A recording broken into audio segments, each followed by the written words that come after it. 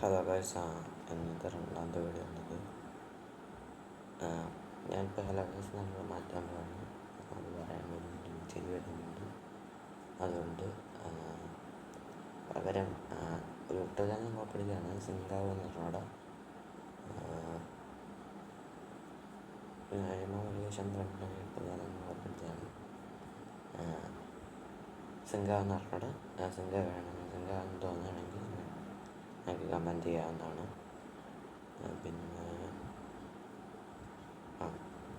പിന്നെ ഈ video ഇഷ്ടപ്പെട്ടാണെങ്കിൽ like ചെയ്യുക, ഷെയർ ചെയ്യുക, പിന്നെ സബ്സ്ക്രൈബ് ചെയ്യാൻ മറക്കരുത്.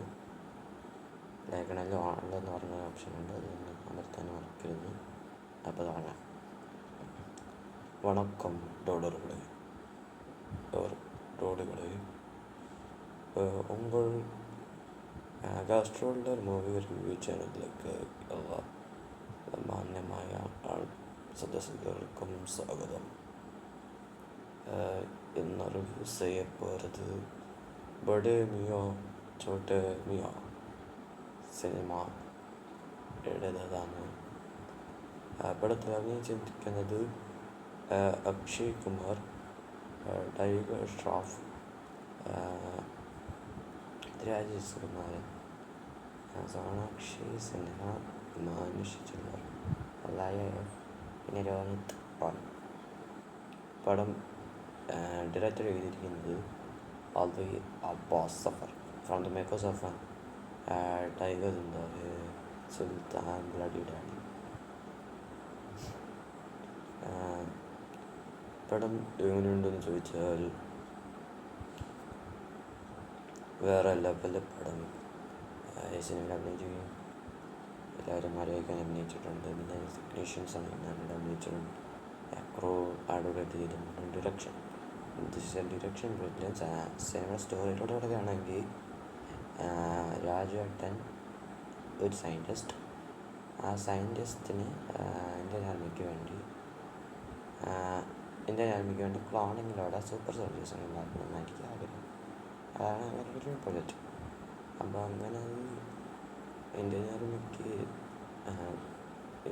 പറയുമ്പോൾ അതൊരു ഏഡിയം ഇന്ത്യൻ ആർമി പറയുന്നത് അനുസരിക്കുന്നു പറയുമ്പോൾ അവിടുത്തെ ആൾക്കാർ ആലോചിക്കുന്നത് എന്താണെന്ന് വെച്ചാൽ ഇന്ത്യൻ ആർമി ഇനി അപ്രൂവ് ചെയ്തെന്ന് വിചാരിച്ചു. ഇനി കുറച്ച് വർഷം കഴിഞ്ഞിട്ട് ഇനി ഈ പറയുന്നത് രാജുവേട്ടൻ ഈ പ്രൊജക്റ്റ് വേറെ ഏതെങ്കിലും ആർമിക്ക് കൊടുത്താൽ അത് ഇന്ത്യയെ നശിപ്പിക്കുന്ന വിധത്തിലാവുമെന്ന് എന്ന ബോധത്തോടെ അത് അപ്രൂവ് ചെയ്യാതെ ഒരു മനുഷ്യരുടെ വഴിയുണ്ട്. അതിൻ്റെ കുറിച്ച് ഞാൻ പറയുന്നില്ല. നമ്മുടെ കിണൽ റോണിക്, ഇതാണ് കിണൽ. എന്നിട്ട് ചേട്ടനെ കൊല്ലാൻ വേണ്ടിയിട്ട് അക്ഷയ് കുമാറിനെ ടൈഗർ പിടിക്കും, നോമിനേറ്റ് ചെയ്യും. പക്ഷേ കൊല്ലുന്നത് എൻ്റെ ക്ലോണിനെ മാത്രം. ഉള്ള ഒരു ക്ലോൺ ഉണ്ടാവും, അതിനായിരിക്കും കൊല്ലുന്നത്. അപ്പം അതിൻ്റെ റിവെഞ്ചാണ്. അപ്പോൾ അതിന് റിവെഞ്ച് എടുക്കാൻ വരുന്ന വില്ലൻ രാജുവേട്ടൻ അതോ ഇന്ത്യ നശിപ്പിക്കുന്നു ആണ് ഈ സിനിമ. പിന്നെ അതെങ്ങനെയാണ് ഇപ്പം അക്ഷയ് കുമാറും ടൈഗർ നിരീക്ഷിച്ചു എന്നതാണ് സിനിമയുടെ മെയിൻ പ്ലോട്ടായിട്ട് പറയുന്നത്. പടത്തിൽ അഭിനയിച്ച് അക്ഷയ് കുമാർ അടിപൊളി ചെയ്തിട്ടുണ്ട്. ഞാൻ പറയാം, സിനിമയിൽ അഭിനയിച്ച് എല്ലാവരും നിലയിൽ കാണിച്ചിട്ടുണ്ട്. സ്പോയിലർ ചോദിക്കുകയാണെങ്കിൽ അഭിനയത്തിൽ അലായ ഒരാൾ അഭിനയിച്ചിട്ടുണ്ട്. അത് ഫസ്റ്റ് ഹാഫിൽ അഭിനയിച്ച് കട്ടകർപ്പിക്കലായിട്ടാണ്. It's a cringe material in first half, but in second half super. അതുകൊണ്ട് അത് സ്പോയിലറുണ്ട്. ഇതുണ്ട്. പിന്നെ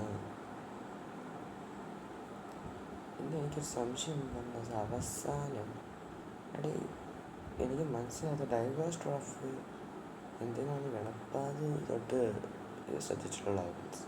അപ്പോൾ അത് സിനിമച്ചിലിടുന്നുള്ളപ്പോൾ ഞാൻ ശ്രദ്ധിച്ചൊരു കാര്യമുണ്ട്. എൻഡ് ക്രെഡിറ്റ്സിൽ 2 പാട്ട് വന്നിട്ടുണ്ടായിരുന്നു. അതേപോലെ ഇതിലും എൻഡ് ക്രെഡിറ്റ്സിൽ 2 പാട്ടുണ്ട്. والله حبيبي عندي نوعين كشكا. أنا മ്യൂസിക് ബൈ വിശാൽ മിശ്ര എന്ന് പറഞ്ഞ ഒരാളാണ് ഈ മ്യൂസിക് ചെയ്യുന്നത്. പ്രൊഡ്യൂസ്ഡ് ബൈ ഗണപാതയുടെ പ്രൊഡ്യൂസ് ചെയ്ത പൂജ എൻ്റർടൈൻമെൻറ്റ്സ് എന്നാണ് സിനിമയും പ്രൊഡ്യൂസ് ചെയ്തിരിക്കുന്നത്. അതുകൊണ്ട് പൈസ 2 പ്രാവശ്യം പോകുമ്പോയില്ല ഇനി ബന്ധുക്കാരും ദൂരം സോറി. ആൻഡ് ഇതിന് പിന്നെ ഈ പടം റീവാച്ച് റിവ്യൂ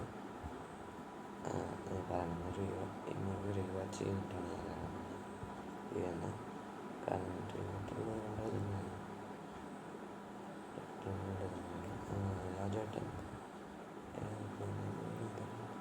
ഉടനെ വരുമ്പോൾ രാജേട്ടൻ്റെ പ്രസൻസ് വരുമ്പോൾ എന്നാ കരുത് അടിപൊളി ടിസറ്റ് കഴിക്കാനുണ്ട്. ഞാനെന്ത് വളരെ ഭാഗമാവും എന്ന് വിചാരിക്കുന്നത് കാര്യമായിട്ട് പറഞ്ഞു കടിക്കുന്നുണ്ടായിരുന്നു. എന്നിട്ട് ഇത് ഓൾറെഡി കളിയാക്കുന്നത് എനിക്ക് മനസ്സിലാകുന്നില്ല. ബൈ എന്തിനെനിക്ക് മനസ്സിലാകുന്നില്ല. നിങ്ങൾക്ക് മനസ്സിലായെങ്കിൽ നിങ്ങളൊന്ന് കമൻറ്റിൽ രേഖപ്പെടുത്തണം. പിന്നെ അവസാനം ഇതിൻ്റെ ക്ലൈമാക്സിലൊരു സീനുണ്ട്. അത് കാണണം നിങ്ങൾ. എന്താണെന്ന് വെച്ചാൽ ഇപ്പം നമ്മൾ മലയാള പടങ്ങളിൽ വരുന്നൊരു സാധനമാണ് പഴയ പടങ്ങൾ, ക്ലാസിക് പടങ്ങൾ. ഇപ്പം അനന്തപുരത്തിൽ മനോജ് കിജൻ മരിച്ചു എന്നാണ് നമ്മൾ അവസാനം വിചാരിക്കുന്നത്. പക്ഷേ ഉയർത്തെഴുന്നേൽക്കുന്നൊരു സീനുണ്ട്. ഭദ്രന് മരണമില്ല എന്താ പറഞ്ഞിട്ട് സിനിമയിൽ വില്ലൻ മരിച്ചെന്നാണ് നമ്മൾ വിചാരിക്കുന്നത്. പക്ഷേ അവസാനം വില്ലൻ ഉയർത്തെഴുന്നേൽക്കുന്നു. സെക്കൻഡ് പാർട്ടിൻ്റെ ഒരു ലീഡ് കൊടുത്തിട്ടാണ് സിനിമ അവസാനിപ്പിക്കുന്നത്. അതേപോലെ ഇതിന് അവസാനം രാജേട്ടൻ മരിച്ചെന്നാണ് നമ്മൾ വിചാരിക്കുന്നത്. പക്ഷേ ആ എൻ ക്രെഡിറ്റ്സ് കാണിക്കുന്നതിന് മുമ്പ് തന്നെ രാജേട്ടൻ ഉയർത്തെഴുന്നേൽക്കുന്നൊരു സീനുണ്ട്. തിയേറ്റർ എക്സ്പീരിയൻസ് ആയിരുന്നു അത്. ഓൾറെഡി വരുന്നതാണെങ്കിൽ ചിലർക്ക് സ്പോയിലൗട്ട് തോന്നും. സ്പോയിലൗട്ട് ഫീൽ ചെയ്തിട്ടില്ല. ഇറ്റ്സ് ആയിപ്പോൾ അതിൽ എനിക്ക് ഈ ഡയലോഗ് സെറ്റാകുമായിരുന്നു എന്ന് എനിക്ക് തോന്നി. കബാലിയിലെ ഒരു ഡയലോഗ് ഉണ്ടല്ലേ, അതൊന്ന് ഞാൻ റീക്രിയേറ്റ് ചെയ്തിട്ടുണ്ട്. സെറ്റാകുകയെന്ന് പറഞ്ഞാൽ അവിടെ കോപ്പി റൈറ്റ് നടിക്കരുത് കിട്ടുക.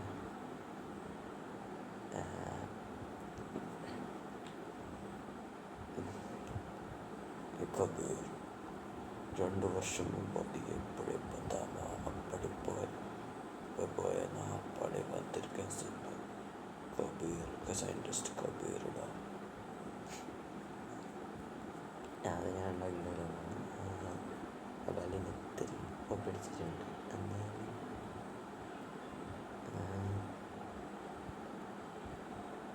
എന്നാലും കോപ്പറേറ്റ് നടിക്കില്ല കേട്ടോ.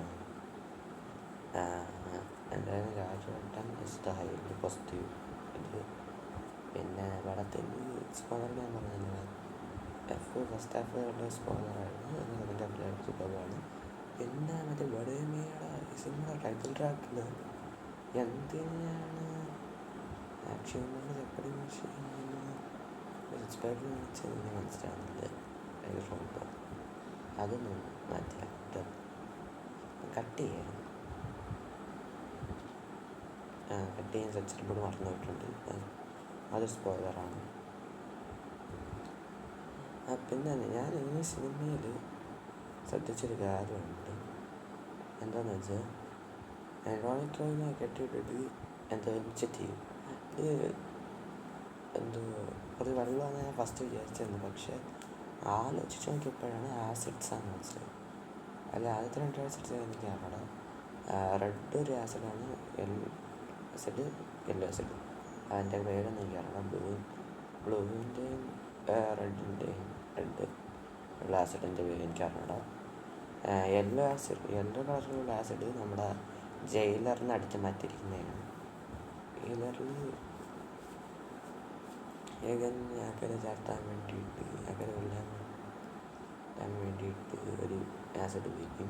സൾഫ്യൂരിക് ആസിഡ് എന്ന് പറഞ്ഞിട്ട് ഒരു മഞ്ഞ കളറിൽ ആസിഡ് കാരണം അവനെ തിരിച്ച് പണിയിട്ടുണ്ട്. അത് പറയാൻ ആ ആസിഡ് ഈ സിനിമയിൽ ഒരു ക്യാമിയോടെ പ്രത്യക്ഷപ്പെട്ടിട്ടുണ്ട്. അത് ചെറിയുള്ളൂ. പിന്നെ സിനിമയിൽ ഞാൻ പറയാൻ പറഞ്ഞു ക്ലോൺസ് 4 വിധ ക്ലോൺസ് ഉണ്ട്. ക്ലോൺസ് എന്ന് പറഞ്ഞാൽ 4 വിധം ക്ലോൺസ് ഉണ്ടെന്ന് പറഞ്ഞാൽ Akshay Kumar double role, Amit Roy Tiger Shroff double role, Prithviraj total 4 പേര് ഡബിൾ റോളിൽ അഭിനയിച്ചിരിക്കുന്ന ഈ സിനിമയിൽ.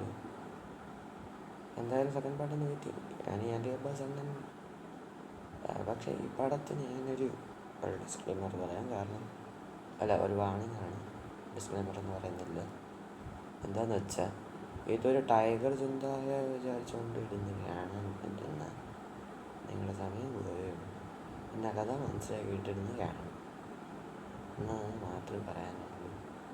ചിലവർ ഞാൻ ഇടയ്ക്ക് ഐഡൻറ്റിറ്റീസ് പറഞ്ഞു പോകാൻ സംശയം. എന്നാൽ ഐഡൻറ്റിറ്റീസ് പറഞ്ഞിട്ടുണ്ടെന്ന് തോന്നുന്നു. പിന്നെ മറ്റേ $100 എന്ന് പറയുന്നത് ശരിയായിട്ട് കമ്മ്യൂണിക്കേഷൻ എന്ന് പറയുന്നൊരു ഇത് എന്താ കുറിച്ച് ഞാൻ പറഞ്ഞിരുന്നു, ഈ വീഡിയോയുടെ ഇടയിൽ പറഞ്ഞിരുന്നു. ഇനിയോട്ട് അതൊന്നായിരിക്കും പറയാം. പക്ഷെ ഇത് കോപ്പിറൈറ്റ് ആയിട്ട് ആരും റൈറ്റ് എന്ന് പറഞ്ഞിട്ട് ആരും കേസ് കൊടുക്കുന്നു. റൈറ്റ് ആക്ട് എന്നൊന്നും പറയരുത് പ്ലീസ്. എന്തായാലും പിന്നെ ഈ സിനിമയെ ആരും റോസ്റ്റ് ചെയ്തിട്ട് പ്ലീസ്. ഞാനിനി വേണമെങ്കിൽ ചില ഇതുണ്ടല്ലോ, എൻ്റെ പേര് ഞാൻ മറന്നുപോയി. എൻ്റെ പേര് ഞാൻ മറന്നുപോയിട്ടുണ്ടല്ലോ പ്ലീസ്. പിന്നെ ഇങ്ങനെ റോസ്റ്റ് ചെയ്യുന്നത് എന്താണെന്ന് എനിക്ക് ഡൗട്ട് വരെയുള്ളൂ. എന്താണെന്ന് വെച്ചാൽ എന്തിനാണ് നിങ്ങൾ ഇങ്ങനെ റോസ്റ്റ് ചെയ്യുന്നത് എനിക്ക് മനസ്സിലാവും പെട്ടെന്ന്. ആട് ചെയ്തതിന് ശേഷമാണ് ജനറേറ്റ് ചെയ്തത് ഈ സാധനം. സത്യമാണ് എക്സ്ട്രീവ്യൂസാണ്. പക്ഷേ ഇതെങ്ങനെയായിട്ട് അപ്പോൾ നെഗറ്റീവ് എങ്ങനെയായെന്ന് എനിക്കിപ്പോഴും ആവശ്യമാണ്. അതിൻ്റെ ഉത്തരം നിങ്ങൾ രേഖപ്പെടുത്തുക, കമൻസിൽ രേഖപ്പെടുത്തുക. എൻ്റെ വീഡിയോ ഇഷ്ടപ്പെട്ടെങ്കിൽ ലൈക്ക് ചെയ്യുക, ഷെയർ ചെയ്യുക, സബ്സ്ക്രൈബ് ചെയ്യുക. ബെല്ലൈക്കണിൽ ഓൾ എന്ന് പറയുന്ന ഓപ്ഷൻ ഉണ്ടാവും, അതൊന്ന് അമർത്തുക. ആൻഡ്